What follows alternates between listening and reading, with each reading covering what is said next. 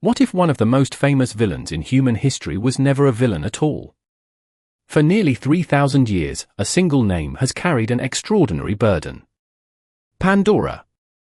Mention her, and most people immediately think of disaster, suffering, and a mistake so catastrophic that it changed the fate of humanity forever. The story feels familiar. Almost too familiar. In fact, it has become one of those cultural assumptions that seems so obvious, so deeply embedded in our collective memory, that hardly anyone stops to question it. But that's where the mystery begins. Because the moment you look beyond the accusation, something strange appears. Pandora is remembered as the cause of humanity's suffering. Yet when you examine her role more carefully, the foundation of that belief starts to crack. Did she create suffering? Did she invent hardship, mortality, fear, loss, or uncertainty? Or was she simply positioned at the center of a story that needed someone to blame? And if that's true, then we're no longer talking about a mythological character. We're talking about something far larger. Imagine a seal jar sitting in silence. That image has survived for centuries. A container. A boundary. A warning. Most people focus on the moment it was opened. But very few ask a different question: who created the jar in the first place? Who designed the rules surrounding it? And perhaps most importantly, who benefited when history remembered the person who opened it rather than the forces that placed it there? That shift may seem small, but it changes everything. Because Pandora occupies a peculiar role in cultural memory. She is not remembered for her thoughts, her choices, or her perspective. She is remembered as a symbol. A cautionary tale. A convenient explanation. In many ways, she became less of a person and more of a verdict. The judgment arrived first. The investigation never followed. And that creates a contradiction that is difficult to ignore. The deeper we look into stories that survive across generations, the more we discover that they are not merely entertainment. They are frameworks. They teach societies who deserves praise, who deserves suspicion, who becomes a hero, and who becomes a warning. Those narratives shape how entire civilizations interpret responsibility itself. Which raises an uncomfortable possibility. What if Pandora's real significance has nothing to do with curiosity? What if her story is actually about blame? Throughout history, when people face forces they cannot control, there is often a temptation to compress complexity into a single face. One individual. One decision. One mistake. It feels cleaner. Simpler. Easier to remember. Complexity demands thought. Blame demands only a target. And suddenly, Pandora begins to look very different. Not as the source of suffering, but as the vessel that absorbed society's need for an explanation. A woman standing beside centuries of accusations. A sealed jar transformed into a symbol of guilt. A story so successful that few people ever questioned whether the villain had been chosen before the story even began. But if Pandora was never the villain, then an even bigger mystery emerges. Why did humanity need her to be one? Before we can understand why Pandora was blamed, we have to examine something even more fundamental, the kind of world that produced the accusation in the first place. Because stories do not emerge from a vacuum. Every civilization builds narratives that reflect its deepest fears, its power structures, and its assumptions about how order is maintained. And when you place Pandora inside that larger framework, an unsettling question begins to emerge. Was she being judged for what she did? Or for what she represented? Notice something peculiar. Across countless retellings, Pandora is often remembered as a warning against curiosity. Yet curiosity itself is not treated consistently in mythology. Again and again, heroes cross boundaries, challenge limits, seek forbidden knowledge, and pursue truths that others fear to confront. Sometimes they are celebrated for it. Sometimes they are punished. The difference is rarely the act itself. The difference is who performs the act and what the act threatens. That contradiction matters. Because once we move beyond the surface of the myth, Pandora begins to look less like a character and more like a symbolic battleground. On one side stands authority, order, and the belief that boundaries must remain intact. On the other stands uncertainty, change, and the uncomfortable reality that some questions cannot remain sealed forever. And suddenly the jar starts to transform. Not into a container of suffering, but into a symbol. A sealed object sitting between obedience and discovery. A threshold. A line that was never meant to be crossed. That image survived for thousands of years because it speaks to something deeply human. Every generation inherits its own version of the jar. A forbidden question. A hidden truth. A subject people are discouraged from examining too closely. The object changes. The pattern remains. But here is where the mystery deepens. If Pandora truly represented reckless curiosity, why does the story leave us with such an uncomfortable imbalance? The punishment appears enormous. The accusation is absolute. Yet the evidence remains strangely incomplete. That imbalance is a clue. Because myths often reveal their deepest meanings not through what they explain, but through what they avoid explaining. Think about the memory fragment we encountered earlier, a woman standing beside centuries of accusations. The remarkable thing is not that she was blamed. History is full of blame. The remarkable thing is how completely the blame overshadowed every other question. Questions about power. Questions about intention. Questions about design. Questions about who established the conditions that made the event possible in the first place. And that shift has consequences far beyond mythology. When a narrative focuses all attention on a single individual, larger systems tend to disappear from view. Complexity collapses into simplicity. Structural causes become personal failures. The audience receives a culprit instead of an investigation. That pattern did not end in the ancient world. In many ways, it never ended at all. This is why Pandora remains relevant. Not because she belongs to the distant past, but because the mechanism surrounding her feels strangely familiar. The instinct to search for one face, one name, one target whenever reality becomes too complicated is still with us. It is one of the oldest habits of human storytelling. And perhaps that is the first real revelation hidden inside the myth. Pandora may not have survived for thousands of years because she explains suffering. She may have survived because she explains blame. But if the story is really about blame, then an even more troubling question appears. Every accusation serves someone. So who, exactly, was protected when Pandora became the one everyone remembered? Before we can identify who benefited from the accusation, we have to confront a more disturbing possibility. What if the story was never designed to answer humanity's questions? What if it was designed to manage them? This is where the conflict becomes much larger than one mythological figure. Because the deeper we move into ancient narratives, the more we encounter a recurring pattern. Stories do not merely explain reality. They organize reality. They teach people where to direct admiration, where to direct fear, and where to direct responsibility. And that creates a tension hidden beneath the surface of this entire myth. On one side stands the desire for order. On the other stands the reality of uncertainty. Every civilization must find a way to explain suffering. Why do people struggle? Why does loss exist? Why does hardship seem unavoidable?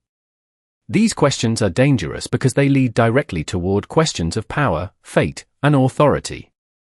They force people to examine the foundations of the world itself. But there is another option. Instead of questioning the structure, a society can focus on a symbol. Instead of investigating the system, it can investigate a person. And that is where the contradiction surrounding Pandora becomes impossible to ignore. The more responsibility assigned to her, the less responsibility remains available for anything else. Notice how elegant that mechanism is. A sealed jar becomes the center of attention. A single decision becomes the center of attention. A single figure becomes the center of attention. Meanwhile, the larger framework surrounding the event gradually fades into the background. That is not merely storytelling. That is narrative gravity. The entire weight of explanation collapses toward one visible point. And once that happens, deeper questions become harder to ask. Memory fragment. Imagine a vast stone wall covered with thousands of names, events, causes, and consequences. Then imagine a spotlight shining on only one figure standing in front of it. Eventually people stop looking at the wall. They only remember the figure. That is how cultural memory often works. But here is where the crisis deepens. Because Pandora is not the only character in this mythological landscape. Other figures occupy roles that are equally important, yet they are remembered very differently. Some are associated with defiance. Some with power. Some with authority. Some with punishment. Yet somehow, the symbolic burden of blame settles disproportionately upon the figure who becomes easiest to remember. Why? Because blame is efficient. Complexity requires attention. Blame requires certainty. And certainty is seductive. The moment a civilization accepts a simple explanation for a complicated reality, it gains psychological comfort. The mystery appears solved. The discomfort appears contained. The story feels complete. But what if that feeling of completion is itself an illusion? This is where Pandora transforms from a mythological figure into something far more unsettling. She becomes a mirror. Not a mirror reflecting the ancient world alone, but a mirror reflecting human behavior across centuries. How often do societies search for individuals when the true causes of their problems are distributed across institutions, traditions, incentives, and systems? How often do people inherit narratives without examining who created them? How often does a convenient explanation survive simply because it relieves us from confronting a more complicated truth? The consequence is enormous. Because once a culture learns to attach collective anxiety to a symbolic figure, that pattern can repeat indefinitely. New names replace old names. New stories replace old stories. Yet the mechanism remains remarkably familiar. A face is remembered. A question is forgotten. And perhaps that is the most important contradiction we have uncovered so far. The myth appears to be about curiosity, but the deeper structure may be about attention itself. About where attention is directed. About where it is diverted. About which questions are encouraged and which questions quietly disappear. And that realization leads us to an even greater mystery. If Pandora became the object of attention, then what was hidden in the shadows while everyone was looking at her? The question we arrived at is not simply what people were looking at. It is what they stopped seeing. And that distinction brings us to the first major revelation hidden beneath the surface of this myth. The central figure was never the most powerful force in the story. In fact, her role becomes meaningful precisely because she occupies the position of least power. That is the paradox. For centuries, attention concentrated on the individual who carried the blame, while far less attention was given to the structures that created the conditions of blame itself. Once you recognize that pattern, the myth begins to reveal an entirely different shape. The figure at its center is not functioning primarily as a cause. She is functioning as a container. Not a container of suffering, but a container of responsibility. A vessel into which an entire civilization could pour its anxieties, uncertainties, and unanswered questions. Memory fragment. Imagine an ancient courtroom with no defendant present. The verdict has already been written. The charge has already been accepted. The sentence has already become tradition. The only thing left is repetition. That image helps explain why this story endured. Not because it solved a mystery, but because it stabilized one. Human suffering is complicated. Mortality is complicated. Loss is complicated. But assigning responsibility to a recognizable symbol creates the appearance of clarity. And clarity, even when incomplete, can become extraordinarily powerful. This is where the deeper philosophical layer begins to emerge. The myth may not be asking whether a boundary was crossed. It may be asking how societies react when uncertainty enters the world. Because uncertainty threatens every system that depends on predictability. Every institution. Every authority structure. Every worldview that promises complete answers. The moment uncertainty appears, people face a choice. They can investigate it, or they can personify it. Throughout history, personification has often been easier. Abstract fears become human faces. Complex realities become individual stories. Systemic tensions become personal failures. The pattern repeats because it satisfies an emotional need. It transforms an invisible problem into a visible target. But here is the revelation that changes the scale of the entire discussion. The symbolic importance of Pandora may have very little to do with what she released and everything to do with what remained. Memory fragment. At the bottom of the jar sits a single presence while everything else escapes into the world above. For centuries, people debated its meaning. Yet the very existence of that final element introduces a contradiction into the traditional interpretation. If the story were simply about punishment, why preserve anything at all? Why leave behind a force capable of sustaining human endurance? Why allow a counterweight to despair to survive? Suddenly the myth no longer behaves like a straightforward warning. It begins to resemble something more complex. Something layered. Something unresolved. The figure long remembered as a symbol of catastrophe now stands beside a symbol of resilience. One accusation. One mystery. Existing side by side. And the consequence is profound. Because if the story contains both suffering and endurance, both loss and continuation, then its purpose may never have been to identify a villain. Its purpose may have been to explore how human beings live in a world where certainty can disappear overnight.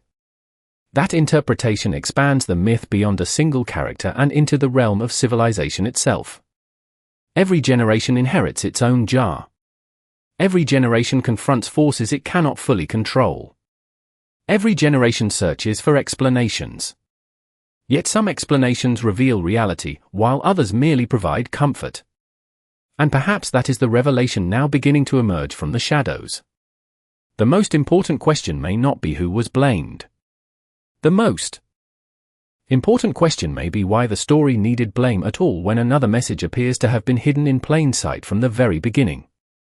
So why did the story need blame at all when another message appears to have been hiding beneath the surface? The answer may be the deepest revelation in the entire myth. Perhaps the central figure was never designed to explain suffering. Perhaps she was designed to explain what humanity does after suffering arrives. That distinction changes everything. Because once we remove the assumption that the story is primarily about punishment, a different pattern begins to emerge. The symbolic role of Pandora shifts dramatically. She is no longer the origin point of human misery. She becomes the threshold through which humanity enters a new condition of existence. A condition defined not by perfection, but by uncertainty. Not by control, but by adaptation. This is the core paradox that many interpretations overlook. The figure remembered as the destroyer of human happiness may actually represent the beginning of human resilience. Memory fragment. Imagine standing at the edge of a vast wilderness at sunrise. Behind you lies a world where every answer appears settled. Ahead lies a landscape filled with risk, ambiguity, possibility, and hardship. Most people focus on the danger beyond the horizon. Few notice that every meaningful human achievement also exists there. Growth exists there. Courage exists there. Wisdom exists there. Hope exists there. Without uncertainty, none of them are necessary. And that realization reveals something profound about the symbolic architecture of the myth. The jar is not merely a container. It functions as a boundary between two states of existence. One side represents innocence. The other represents awareness. One side represents certainty. The other represents reality. Seen through this lens, the central figure occupies a role far different from that of a villain. She becomes a transitional figure. A bridge between worlds. The character who stands at the point where humanity confronts the fact that life cannot be fully controlled, predicted, or protected from suffering. That role carries enormous consequences. Because civilizations often celebrate the heroes who conquer external enemies. They are far less comfortable with figures who force people to confront uncomfortable truths. Yet history repeatedly demonstrates that transformation rarely begins with comfort. It begins with disruption. The contradiction becomes even sharper when we consider legacy. The symbolic burden placed upon Pandora allowed generations to focus on a question of fault rather than a question of adaptation. The conversation became centered on who was responsible instead of what humanity was supposed to learn. And that may be the greatest misdirection embedded within the myth. The real lesson may never have been about avoiding curiosity. The real lesson may have been about developing the capacity to endure uncertainty without collapsing beneath it. Memory fragment. A single light remains visible at the bottom of an empty vessel while everything else has escaped into the world. That image survives because it captures a permanent feature of human existence. Life continually presents uncertainty. Yet people continue moving forward anyway. Not because suffering disappears. Because meaning survives alongside it. The scale of this insight extends far beyond mythology. It reaches into philosophy, psychology, and even the foundations of civilization itself. Every society must eventually answer the same question. When hardship arrives, do we search endlessly for someone to blame, or do we learn how to live responsibly within an imperfect world? That choice shapes cultures. It shapes institutions. It shapes collective memory. And perhaps that is why this myth has endured for thousands of years. Not because it provides a simple explanation, but because it quietly asks one of the hardest questions human beings can face. If the purpose of the story was never to identify a villain, then what happens to our understanding of history, morality, and ourselves when we finally stop looking for one? If we accept that the deepest layer of the myth is not about assigning guilt but about confronting uncertainty, then we are forced to ask a different question. What was the cost of misunderstanding? That lesson for thousands of years? Because every story leaves a legacy. Some legacies illuminate reality. Others quietly distort it. The consequence of this myth is not simply that one figure was remembered unfairly. The consequence is that generations inherited a framework for interpreting suffering. A framework that encouraged people to search for causes in individuals before searching for causes in systems, circumstances, or the deeper structure of existence itself. That legacy reaches farther than most people realize. Memory fragment. Imagine a traveler carrying a map that contains a single error. The mistake appears small, barely noticeable. Yet mile after mile, year after year, the traveler moves farther away from the intended destination. The error compounds. The distance grows. Eventually the traveler forgets there was ever another path. This is how narratives shape civilizations. Not through one dramatic moment. Through repetition. Through inheritance. Through assumptions that become invisible. The symbolic role assigned to Pandora became one of those assumptions. Over time, the accusation became more memorable than the question surrounding it. The image survived. The complexity faded. And when that happens, stories stop functioning as tools for exploration and begin functioning as tools for confirmation. People stop asking what the narrative means. They start assuming they already know. That is the psychological consequence. But there is also a philosophical one. If suffering can be explained by a single mistake, then reality feels manageable. The world appears orderly. Every effect has a simple cause. Every hardship has a clear origin. Yet human experience rarely works that way. Real life is filled with overlapping causes, unintended consequences, competing values, and unanswered questions. The myth becomes far more powerful when viewed through that lens. Not because it offers certainty, because it exposes humanity's hunger for certainty. And that insight expands the scale once again. The story is no longer about one symbolic figure. It is about a recurring human instinct. Whenever uncertainty becomes uncomfortable, people search for narratives that reduce complexity. They seek explanations that transform ambiguity into clarity. Sometimes those explanations help. Sometimes they conceal. The distinction matters. Because civilizations are built not only on what they remember, but on what they simplify. Memory fragment. An ancient jar sits empty. The accusations surrounding it remain loud. The questions surrounding it remain quiet. That contrast may be the true legacy of the myth. Not the release of suffering. Not even the preservation of hope. But the enduring tension between explanation and understanding. One provides comfort. The other requires courage. And perhaps that is why this story continues to resonate thousands of years later. It reflects a challenge that every generation eventually faces. Whether in politics, culture, history, relationships, or personal identity, the temptation remains the same. Find a target. Find a culprit. Find a simple answer. Yet the most important truths are often hidden beyond the simple answer. That is where growth begins. That is where wisdom begins. And that is where the legacy of this myth becomes unexpectedly relevant to the modern world. Because the real inheritance left behind is not a lesson about a jar, a warning, or even a symbolic figure. It is a question. A question that continues to follow humanity across centuries. When we encounter suffering, confusion, or uncertainty, are we searching for understanding? Or are we merely searching for someone to blame?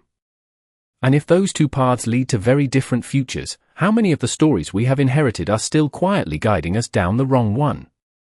Perhaps that is why this story refuses to disappear. Not because it offers answers that satisfy us, but because it continues to expose questions that we are never quite finished asking. Across centuries, empires have risen and fallen. Religions, philosophies, and political systems have transformed the way people understand the world. Yet the deeper tension at the heart of this myth remains strangely intact. Human beings still struggle to live with uncertainty. Human beings still search for explanations. Human beings still wrestle with the uncomfortable distance between what happened and the stories that are later told about what happened. And somewhere within that tension, the symbolic figure at the center of this narrative continues to endure. Not as a villain. Not as a hero. But as something more complicated and perhaps more important. A reminder. Memory fragment. A lone figure stands beside an ancient vessel while generations pass around her. The vessel survives. The accusations survive. The questions survive. Yet the meaning of the image keeps changing.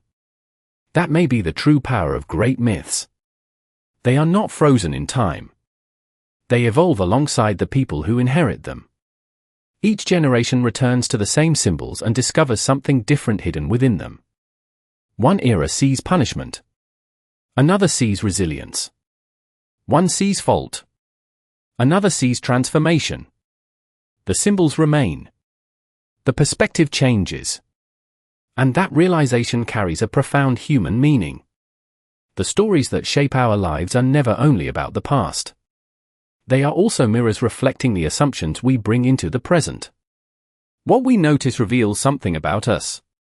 What we ignore reveals something about us. Even what we choose to remember reveals something about us. Memory fragment.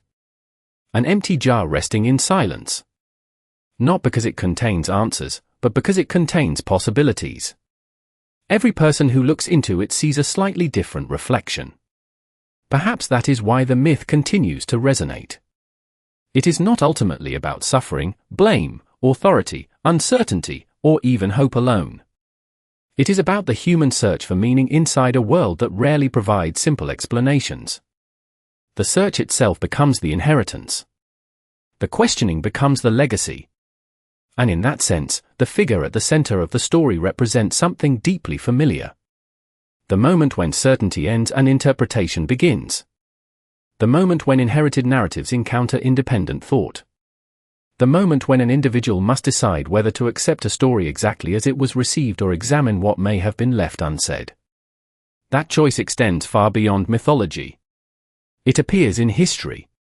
It appears in culture. It appears in personal life.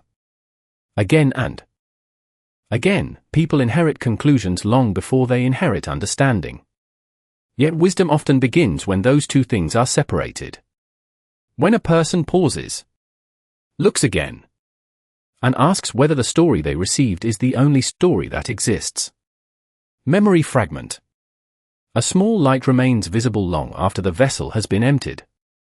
Not bright enough to remove every shadow. Not powerful enough to eliminate every uncertainty. Just enough to continue the search.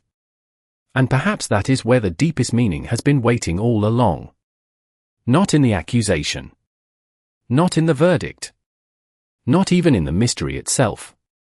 But in the willingness to keep questioning narratives that feel unquestionable.